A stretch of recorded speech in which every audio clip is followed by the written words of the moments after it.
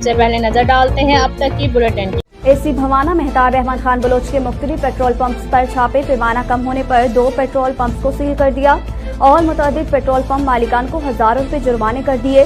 तफसीलात के मुताबिक एसी भवाना मेहताब अहमद खान बलोच ने अपनी टीम के हमरा मुख्तलिफ पेट्रोल पंप्स पर छापे मारकर पैमाना चेक किया, जबकि 2 पेट्रोल पंप्स को पैमाना कम होने पर सील कर दिया। मुतअद्दिद पेट्रोल पंप्स को हजारों रुपए जुर्माने कर दिए।